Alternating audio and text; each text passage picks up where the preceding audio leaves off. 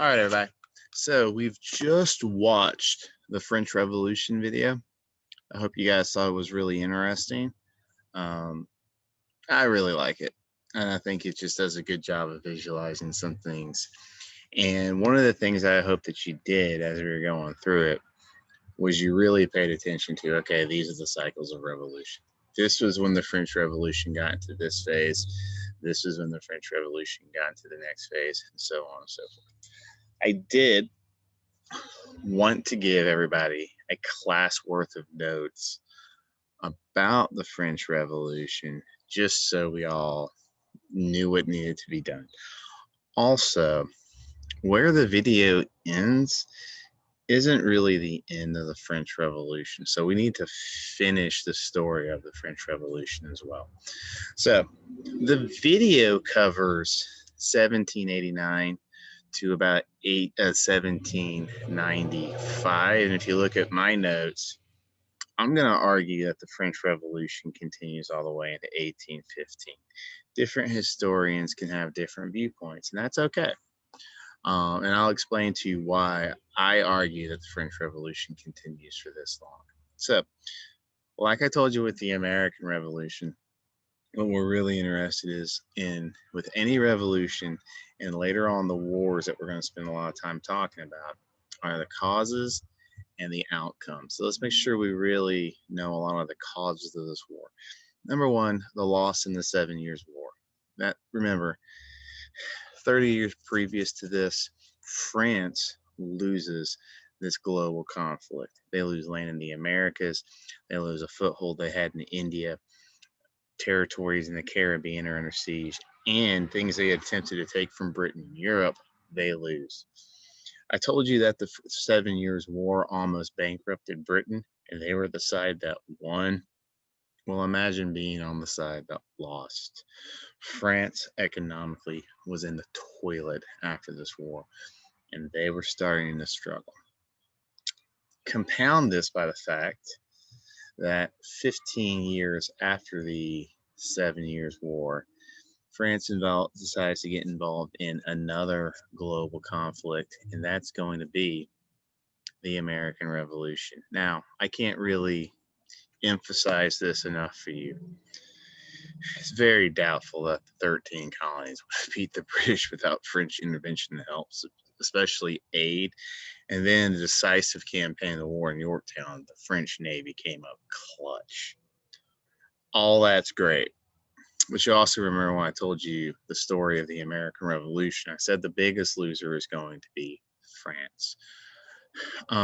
6 months after the fighting in the 13 colonies ended, the same Navy that helped Washington at Yorktown gets destroyed in the Caribbean fighting the British. Remember, this was a global conflict, and the 13 colonies was only one staging area of this conflict once the French got involved. And the French are the biggest losers of the American Revolution for multiple reasons.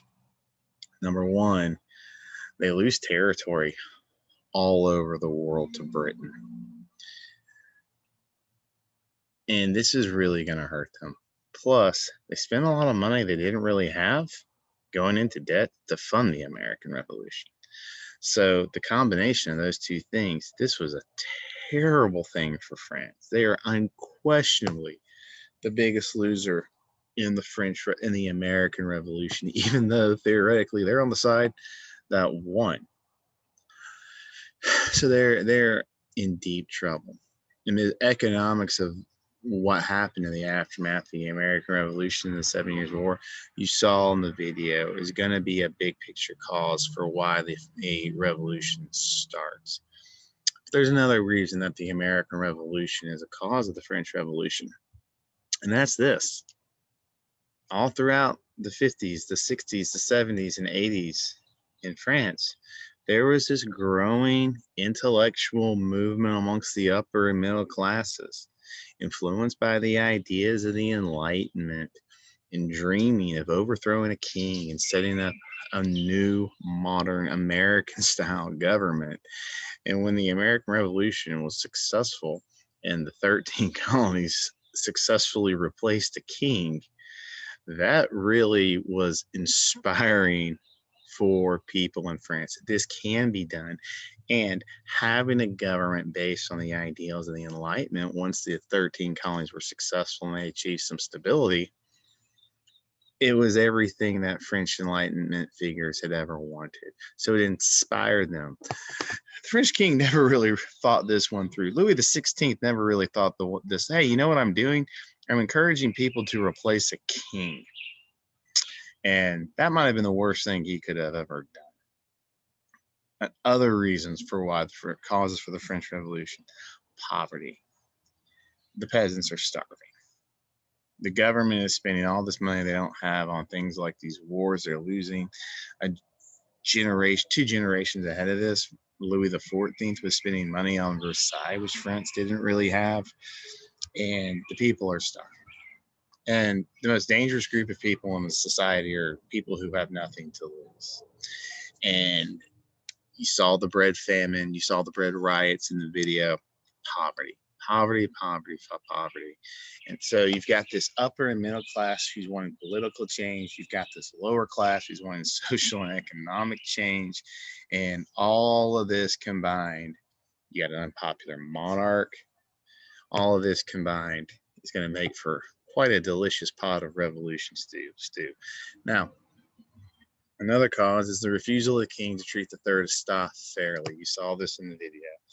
There's 3 estates, estates, I should say. Will be highfalutin. In France, the first estate was the clergy. The second estate was the French nobles, and then the third estate was everyone else, which made up roughly 90 to 95% of the population.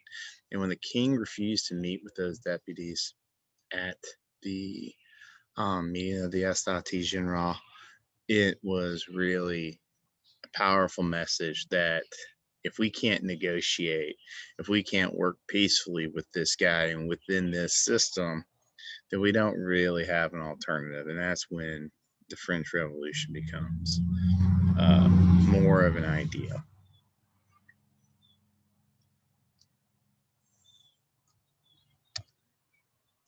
We are going to say in this class, by the way, that the French Revolution starts with the storming of the Bastille. That's definitely when the French consider the French Revolution to begin, so we're going to respect that. I do think it's really interesting that you can encapsulate how different the 2 revolutions are, the American and the French Revolution, just by looking at what both sides claim to be the beginning of their revolution. In America, we say our revolution started when the founding fathers, some of the most educated men in 13 colonies, this intellectual elite, carefully debated and weighed the pros and cons of independence for almost a year before putting together a document like the Declaration of Independence that fully justified why this revolution should start. It was an intellectual movement based on the ideas of the Enlightenment and economic and political considerations. But it was planned, it was organized, it was clean. The French Revolution starts when an armed mob tears down a prison brick by brick and brutally murders all the guards in the prison. That's pretty much encompasses all the differences in the 2 revolutions, honestly. The other thing, if you ever want to have some fun, and I might assign this, is it's interesting to compare the 2 national anthems of the country. The national anthem of the French is the La Marseillaise, and it's a glorification of murdering people. It talks about rivers of blood. It's kind of a dark thing compared to like the Star Spangled Banner. So just very, very different attitudes because different groups of people are involved, and all the elements of French society are going to be involved in this revolution as opposed to the American Revolution. Outcomes: Louis XVI and Marie Antoinette are executed. Temporarily, at least, the absolute monarchy is destroyed. War with other European states who were afraid the revolution would spread. When absolute monarchs in places like Austria and Prussia, which are countries we haven't really talked about yet, and even Russia see what's going on. Like, yeah, this is bad. We got to squash this. And then Britain, who was not an absolute monarch, they just saw an opportunity to pick at a traditional enemy very successfully. Popular violence. Eventually, once the lower classes drive out of power, the elites, the revolution turns on itself. Uh, the reign of Robespierre and the reign of terror. It's just mass popular bloodshed, neighbor murdering neighbor, people going to the guillotine without a trial. It's dark and it's sad. All the hope that was originally created at the Estati General and at the National Assembly in the beginning with these glorified ideas of the Enlightenment quickly turns to popular violence against one another. Attempts at changing French institutions like abolishing slavery and ending the power of the Catholic Church. Temporarily, these will happen. So again, this is a big difference between the French Revolution and the American Revolution. There is social change. There is economic change. At least there are attempts at it. They're trying to blow the whole system up versus what you saw in the American Revolution. Now, after the reign of terror and after Robespierre is executed, the upper/middle class kind of regain a foothold of power, and they create a leadership called the Directory. The Directory ends the popular violence of the French Revolution, of the darkest hours of the French Revolution. And this is starting to talk about things that are not in the video. The leadership, however, is very corrupt, and many people in France were upset because some of the things that they thought were good about the French ideas, increasing suffrage, giving more rights to the people, the Directory abolished. But there was one thing that the Directory did really, really, really well. They were successful in their wars. All these wars that France is still fighting while the French Revolution is ongoing against the other powers, especially Austria and Prussia, they continue to win under the Directory. And that's because of a brilliant general, Napoleon Bonaparte. Napoleon Bonaparte is one of the true military geniuses of all time. He's not a great person. We're going to get to that, but he is a just incredible general. And time again, he just defeats larger and larger forces, and he becomes the number one figure in France. He becomes the national hero, and the Directory is taking credit for this because they're the ones who put him in the ultimate position of being the leader of the French armies. Well, Napoleon is campaigning against the British in Egypt, and there's a big scandal against the leadership of the Directory. A lot of accusations, probably correctly so, that their leadership of the Directory was stealing funds from the government. This is called embezzlement. And there was this huge national outcry against this corruption. And the leaders of the Directory were already unpopular. Well, Napoleon saw an opportunity. He gets on a ship, secretly returns to France, leaves his army in Egypt that ultimately pretty much get annihilated, just shows up one day in Paris with some guards, and they go into the Directory, they arrest the leaders, and he declares martial law with himself in power. And this is going to lead to the rise of this military dictatorship under Napoleon, and this is more effects. Remember, I told you that in cycles of revolution, you frequently see a military leader come to power who promises to end all the corruption, and that's what Napoleon does, and he overthrows the Directory. Ultimately, Napoleon will declare himself Emperor of France. So here's where we're at. France started with an absolute monarch in 1789. Hundreds and hundreds and hundreds of thousands of people have fought and bled and died in this revolution to try to abolish that. And now, in 1799, Napoleon Bonaparte basically is a dictator, and he has complete and total control of France. And he continues to fight these wars. The wars he fights against his enemies in the rest of Europe are going to continue until 1815. One of the effects of the French Revolution is millions and millions of people die, not just in France, but all over Europe. in the wars associated with Napoleon, and I argue that Napoleon is a French revolutionary figure. It's brutal, it's savage, it's basically 20 years of continued warfare. Eventually, Napoleon loses. This is actually kind of a funny story. In 1814, Napoleon is defeated, and the enemies is finally defeated. And his enemies basically tell him, all right, you're going to go into exile. Now, you would think that they would send him thousands and thousands and thousands of miles away with an armed guard so he could never come back. Not quite. What they do is they send him to this beautiful island in the Mediterranean, not that far off the coast of France. And they say, this is your kingdom for the rest of your life. You're never allowed to leave here. You've got to stay here the rest of your life. And when they kick Napoleon out of power, you have to remember what was the whole reason these countries were fighting the wars against France to start with. And that's because they wanted to protect absolutism. So after all of this fighting, they put Louis XVI's brother, Louis XVIII, back on the throne, and they declare France an absolute monarchy. And that, my friends, is an epic fail. Everything was for nothing. Well, a year after he's sent to exile, Napoleon hears about how unpopular Louis XVIII was. He stows aboard a ship, returns to France, famously marches from the coast to Paris itself. Hundreds of thousands of French unite with him, and Louis XVIII is forced to flee for his life. But when the enemies of France hear that Napoleon is back, they attack a second time.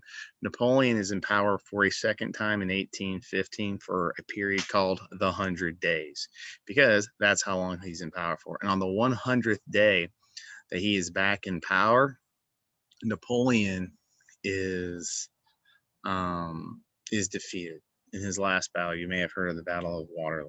This is where the British ultimately defeat him.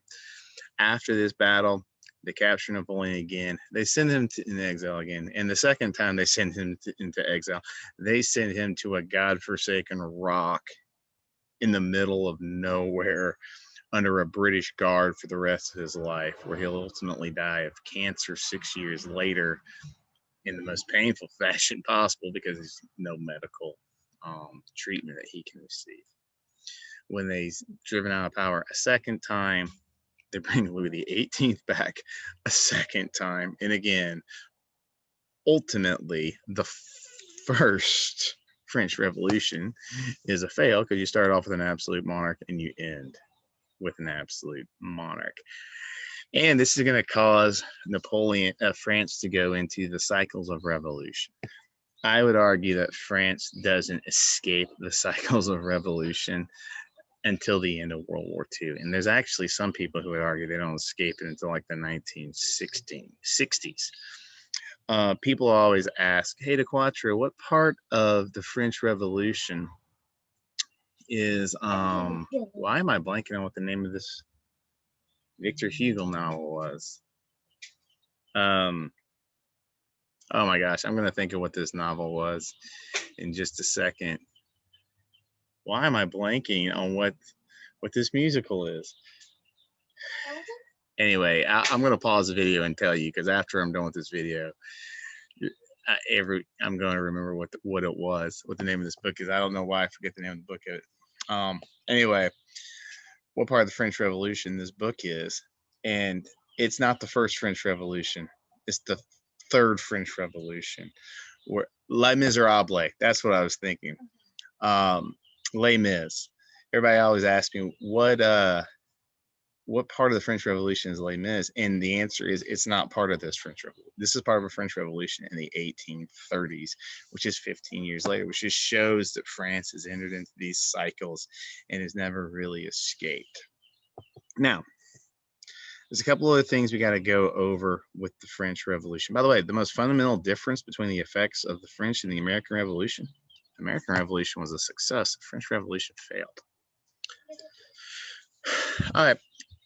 So the fine people at AP World History want us to know examples of revolutionary documents inspired by the ideals of the Enlightenment. The first one we talked about was the Declaration of Independence. Starts the American Revolution. All these beautiful ideals that we believe in today, encapsulated in the ideas of the Declaration of Independence. The French have a similar document inspired by the Declaration of Independence called the Declaration of the Rights of Man and of Citizen. This was the initial document that the leaders of the National Assembly, when they originally started this revolution, created and approved. One thing that's a little different, that's a real emphasis in the Declaration of the Rights of Man, in addition to the protection of speech and religion and all those things you see, is a real emphasis on the protection and the right of people to own property. That's something really, really, really different between the two. And it was approved at the tennis court oath by the members of the Third Estate who were driven out of the meeting of the Estati General. Those are fancy French. And they were instead declared themselves the National Assembly, and they swore this oath to protect the Declaration of the Rights of Man with the tennis court oath at the beginning. So the American Revolution, founding fathers at the Second Continental Congress approving the Declaration of Independence, French Revolution, Declaration of the Rights of Man, tennis court oath, this time period. The guide, the fine people at the College Board, wants you to know an example of early feminism. There were early feminists involved in the French Revolution who believed that the ideals of the revolution should apply to them. Hold on just a second. Livy, stop. I need you to be quiet. The ideas of the French Revolution need to apply to them, and were outspoken activists for that. The person that we need to know is Olympe de Gouges. Olympe de Gouges was the author of a document called the Declaration of the Rights of Women. The Declaration of the Rights of Man constantly, all men have this right. And all Olympe de Gouges did was anywhere that the Declaration of the Rights of Man said all men have whatever right, said all men and women have this right. She sought full equality for women as part in the French Revolution. Ultimately, she was seen as too radical, even by Robespierre, and Robespierre unfortunately has her guillotine. She's the only woman in the French Revolution who is executed for her political beliefs. Lots of women are executed for things like the murder of other leaders or accusations that they were corrupt or supported the monarchy. She's the only one who was actually executed for her writings. She is an example of an early feminist during this time period who was influenced by the ideals of the Enlightenment during this time period. So that's the French Revolution. We're going to continue with some other revolutions in the days to come, including the next day, which is in many people's opinion, the most interesting one, the French Revolution. Y'all have a good day. I'll give you guys your working class. Bye.